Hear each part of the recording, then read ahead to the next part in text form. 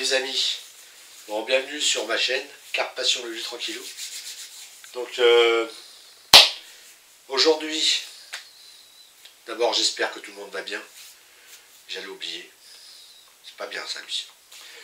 Donc j'espère que vous allez tous bien et que tout le monde a la forme, que vous avez le temps d'aller à la pêche et vos petites familles vont très bien. Donc nous ça va impeccable. Bon ben aujourd'hui il fait beau mais pas de journée de pêche, j'ai mon cuiseur vapeur à finir. Donc voilà, ça va être une vidéo justement pour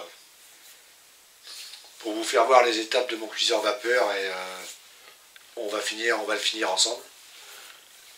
Donc j'ai pas filmé les premières étapes parce que je l'ai fait faire par mon ami Fred Bernardin. Donc là encore un merci à toi Fred. Donc voilà. Donc comme vous savez, maintenant je suis artisan, enfin je vends des bouillettes, je suis à mon compte. Donc si vous en voulez, n'hésitez pas à aller voir sur Facebook, LT Bouillette. Et vous m'appelez pour commander ou pour venir en chercher. Donc voilà, la chaîne ne parlera pas de... Là j'en parle. Bon, parce que je suis en train d'investir dans du matériel. Donc voilà, là je vais en parler dans cette vidéo. Donc vu que je suis artisan maintenant, donc je suis obligé de m'équiper un petit peu.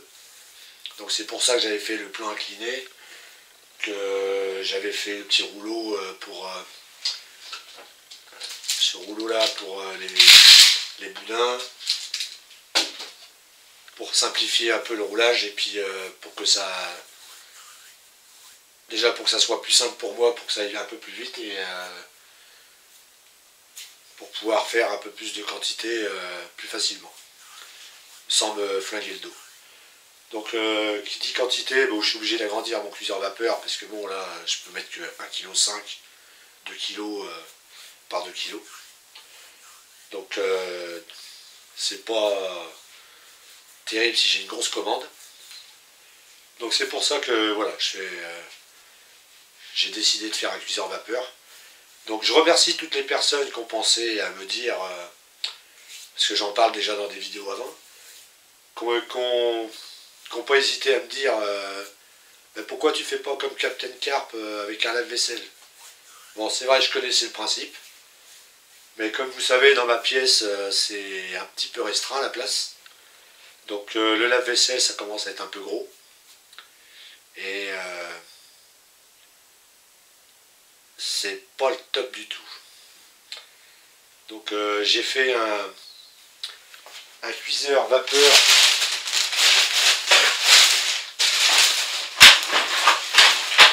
là, qui va accueillir 4 bacs comme ça. Voilà, juste 4. Je peux mettre à peu près 3 kg de bouillettes par bac. Ou même 2, si c'est 2 kg par bac, ça fait quand même 8 kg de bouillettes d'un seul coup. Donc je peux en mettre 3, donc ça fait à peu près 12 kg. Voilà, j'ai 4 bacs comme ça, avec les fentes pour que la vapeur passe. Là, dessous. Voilà. Donc, par rapport à ces bacs-là, j'ai fait un cuiseur vapeur qui va venir... enfin, il va rester 5 cm partout tout le tour pour que la vapeur circule bien autour et qu'il puisse rentrer dans toutes les... Pas que par dessous. Parce qu'il y a certains cuiseurs vapeur où la vapeur va passer dessous. Et en fait, les premières bouillettes vont être cuites. Si vous n'avez pas d'espace sur les côtés pour que la vapeur circule, pour qu'elle rentre dans tous les bacs, ça va commencer à cuire dessous. Et la vapeur, elle va monter petit à petit et celle du haut sera beaucoup moins cuite que celle du bas. Donc moi, je préfère que ça soit bien homogène.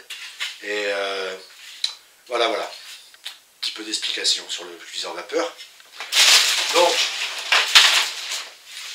ce cuiseur vapeur, j'ai fait faire tout en inox alimentaire. Parce que du coup, ma petite pièce, ça commence à devenir un petit labo. Hein. Donc voilà. Puis j'aime bien que ça soit aux normes, que ça soit assez pointu, mes affaires.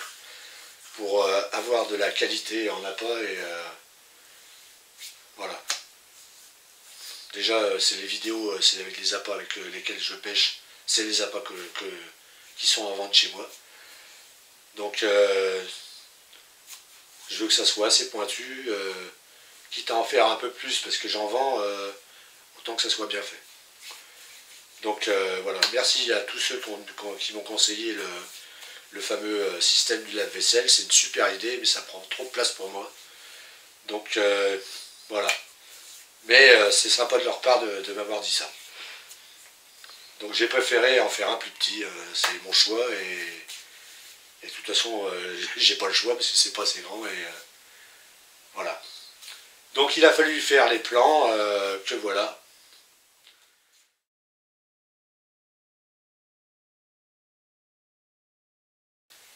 Ensuite,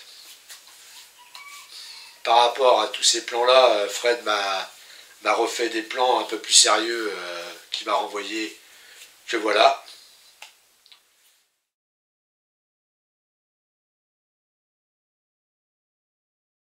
Donc, je lui ai dit que c'était ok, il m'a donné le prix de la camelote, parce que voilà, c'est normal que je le paye. Surtout que c'est l'inox alimentaire, donc c'est un petit peu normal. Bon, le tout m'a coûté à peu près 120 à 130 euros. Je vous le dis, sans les bacs, juste le cuiseur vapeur. Donc, j'ai fait ces plans-là par rapport à ça. Donc, une fois que tout était ok, il est passé à la fabrication, pointage, soudage, soudure étanche et tout le tralala. Que voilà.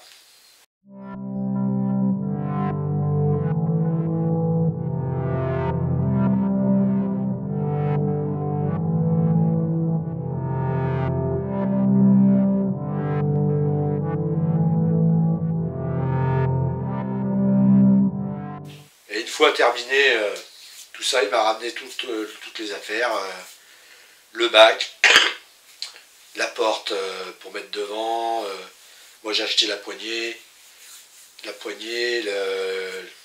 trucs pour fermer, le joint, petit joint de four, la colle spéciale haute température, et voilà. Donc maintenant qu'il est arrivé chez moi, je vais vous le faire voir tout de suite. C'est parti. Bon alors voilà la bête. Ouverture par devant. Alors il y en a qui vont me dire ben, pourquoi t'as pas fait l'ouverture par dessus. Alors je vais la reprendre tout de suite. Avant d'avoir les commentaires. L'ouverture dessus, vous allez prendre une sacrée bouffée de chaleur quand vous allez l'ouvrir. Et comme vous le savez, la chaleur a toujours tendance à monter. Donc l'ouverture dessus, je préfère encore tirer mes bacs ici que d'aller les chercher par-dessus et puis me brûler. Donc là c'est juste pour une question de sécurité. Et en plus de ça, la vapeur qui va stocker en haut là, bon, ça sortira toujours un peu, hein, mais beaucoup moins facilement que si vous l'ouvrez par-dessus. Donc une perte de chaleur, bon, il y aura toujours une perte de chaleur puisque vous allez ouvrir, ça c'est sûr, mais beaucoup moins importante que si vous le laissez vous l'ouvrez par-dessus. Et vu la vapeur qu'il va y avoir dedans, l'ouvrir dessus est quand même assez risqué parce que vous allez reprendre déjà il faut aller les chercher dedans et vous avez plus de risque de brûlure que de prendre la poignée des bacs et les faire glisser un par un ici. Donc moi c'est mon avis, après vous en pensez ce que vous voulez. Moi c'est mon avis, j'ai préféré avoir l'ouverture devant et mettre les bacs dans la longueur comme ça, parce que vu que les poignées elles sont de ce côté, elles sont sur chaque côté de la longueur. Donc là j'ai la poignée, j'enlève un, je le tire, et voilà. Là c'est le support que vous avez vu sur le plan, les bacs vont venir s'encastrer dessus, pile poil dessus. Donc j'ai fait ça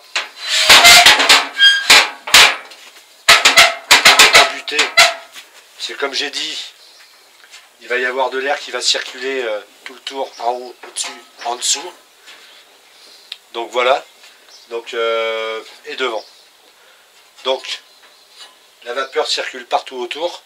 Il y a 5 cm partout autour de vide et au-dessus. Donc voilà, pour qu'il y ait une belle circulation de vapeur et que ça puisse rentrer vraiment partout sur tous les étages. Donc voilà, ça c'était un petit truc étudié dans le plan. Vu que je tire les bacs pour éviter que les petites rallonges qu'il y a sur les devants là, ici là, c'est de venir embuter comme ça là. Vous voyez, ça bouge plus. Comme ça, quand vous faites glisser vos bacs, si vous le poussez, il ne va pas au bout. Et, il y a 1 ou 2 mm, c'est tout.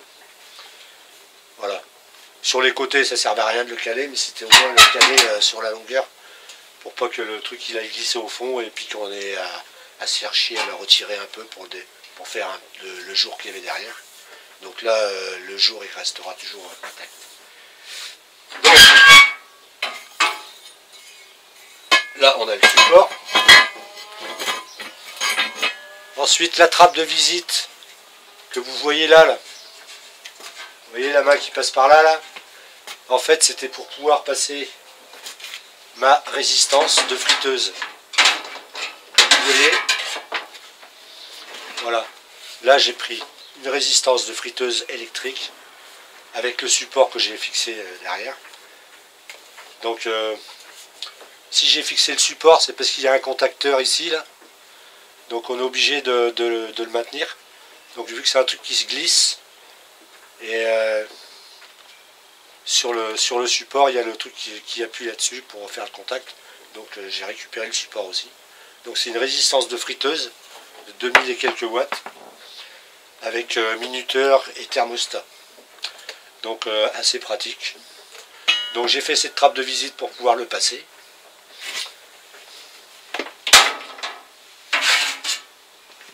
Comme vous voyez, je ne sais pas si vous voyez bien, il y a des petites inserts. Des petites inserts qui ont été mises là. C'est pour pouvoir fixer la plaque après dessus. Donc voilà. Et là il faut finir tout ça parce qu'il faut faire les fentes pour pouvoir passer la résistance. Donc pour pouvoir parce qu'il faut quand même qu'il y ait le moins de pertes possible en vapeur. Donc tout va être bouché et collé à la fin. Donc après il suffit de gratter un peu la colle si vous voulez changer la résistance ou quoi que ce soit. Donc cette trappe de visite va servir à ça. Donc vraiment après je l'ouvrirai que si jamais la résistance est grillée ou s'il y a un problème avec ce truc là pour le changer. Donc je vais tout coller. Donc là je ne sais pas si vous le voyez ici, j'ai déjà fait les 2 petites fentes. Attendez, je vais vous faire voir mieux que ça. Donc là vous voyez, j'ai mis le support de la friteuse, c'est ça qui vient appuyer sur le contact. Donc le support on est obligé de le mettre. Et vous voyez là j'ai fait les 2 petites fentes pour passer la résistance. Je vais vous faire voir ça comme ça.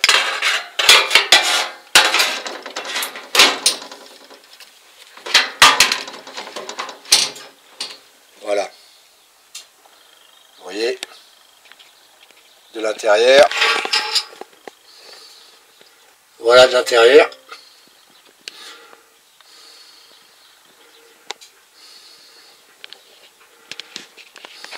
Donc sur la trappe de visite,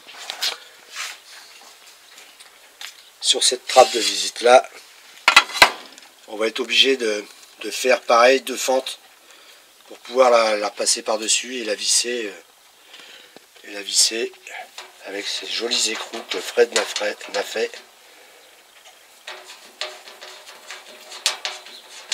Ça c'est Fred qui l'a fait.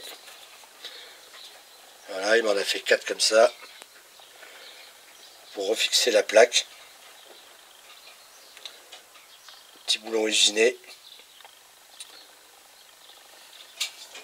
super mignon. Allez, donc on va faire déjà cette plaque. C'est parti. Donc là, comme vous voyez, j'ai fait les 2 trous alors, au bon emplacement. Et après, il va me rester juste à couper jusqu'en bas. Je le fais et je vous reprends après. Voilà ce que ça donne une fois monté. Extérieur. Intérieur.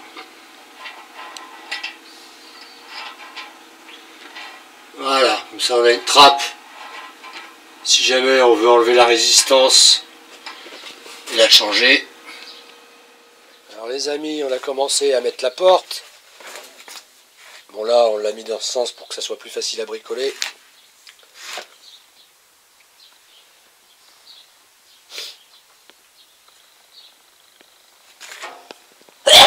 Tiens, à tes souhaits Lucien. Et on a mis des petites cales ici, là, pour surhausser un peu la porte par rapport à l'épaisseur du joint. Donc il faut laisser un... Vous voyez.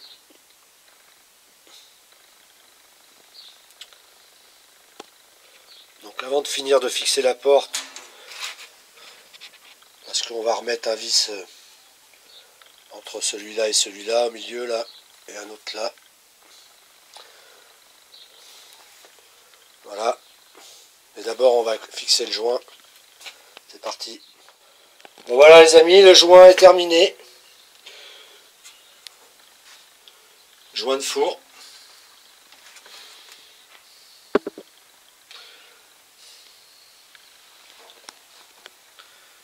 Nickel.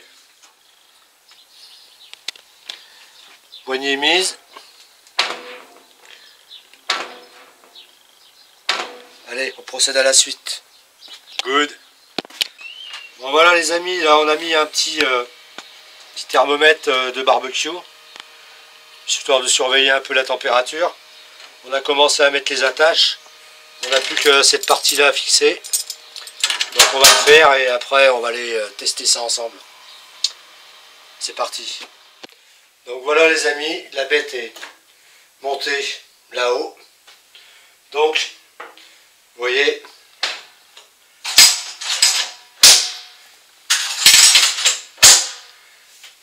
ça c'est pas la peine que ça bloque complètement. Juste de quoi fermer et d'écraser légèrement le joint. Donc voilà, on a notre cadran de surveillance ici. Donc, voilà la bête. Donc une fois terminé, je vais vous descendre un peu le caméscope. Vous voyez, là.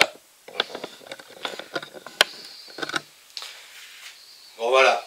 Donc,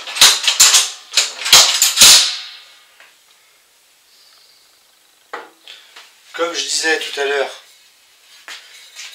le cadre qui va à l'intérieur, là on a mis de l'eau partout dedans pour juste pour recouvrir la résistance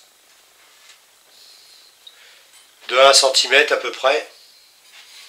Et ce que je vous disais tout à l'heure,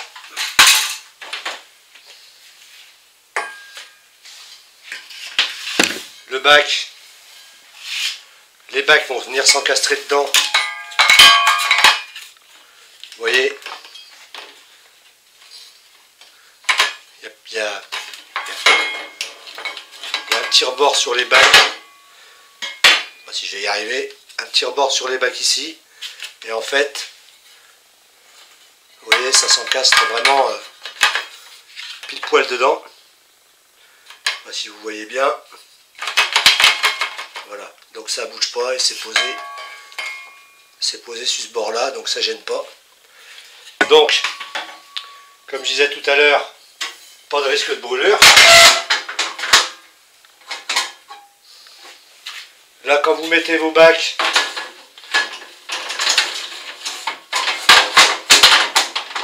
vous voyez, ils sont calés.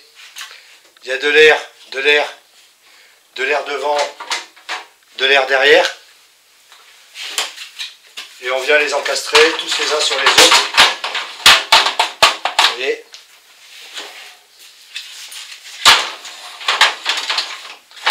Donc moi j'ai calculé pour en mettre 4.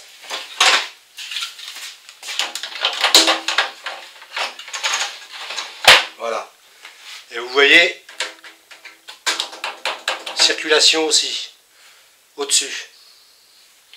Donc la vapeur rentre ici, ici, sur les côtés, par-dessus aussi. Voilà. Donc, pour les retirer,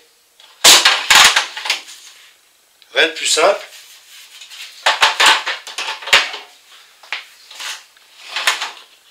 Vous avez votre poignet, il y a juste à tirer dessus.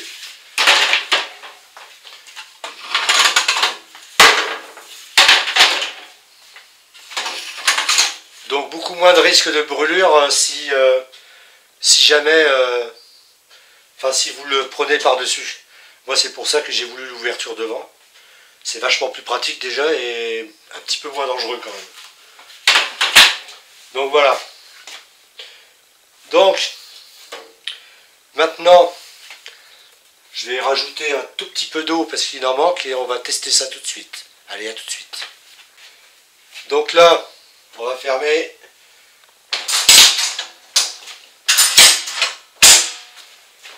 Je vais le brancher et je vais l'allumer.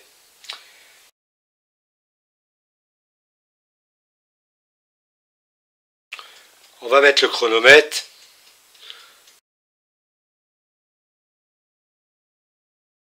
« 15 secondes. Je reprends après. Bon, ça fait à peu près 25 minutes qu'il est allumé.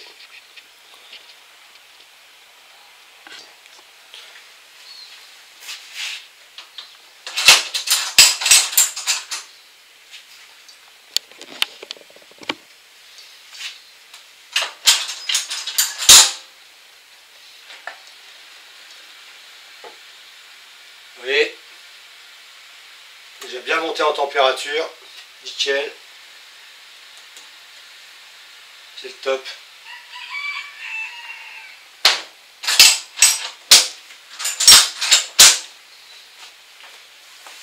Pas de fuite, rien du tout. Donc voilà, je vais le laisser monter un peu en température. Et de toute façon, il était pratiquement à la bonne température. Il était déjà à 80 degrés. Allez, je reprends tout de suite. Bon, bah, quoi dire de plus? Encore un petit matériel qui va bien me servir. Donc voilà, c'était un petit tuto comment j'ai procédé pour fabriquer ce cuiseur vapeur. Donc si ça vous a plu, petit pouce bleu, si ça vous a donné des idées, j'espère. Ça peut vous donner des idées pour en faire un. Bon, c'est vrai que le système de la résistance de la friteuse électrique, c'est quand même des résistances assez puissantes. Donc c'est pas négligeable. Quoi dire de plus? Pas grand chose. À part que la petite vidéo va se terminer ici. Donc comme je dis, si ça vous a plu, likez, les petits pouces bleus, ça fait plaisir. Si vous avez une remarque à faire, une idée un peu plus, n'hésitez pas à me le mettre en commentaire. Donc moi je trouve qu'il est au top. C'est franchement pas mal. Voilà. Voilà. Allez, je vous dis ciao, bye bye. La prochaine fois, ça sera une petite partie de pêche, les amis. J'ai des parties de pêche de prévues avec un ami. Sur le site où on a été la dernière fois, là, de 4 hectares et demi. Donc, n'hésitez pas à suivre ces vidéos-là. J'espère qu'il y aura du poisson. Allez, portez-vous bien à la pêche, les amis. Ciao, bye bye.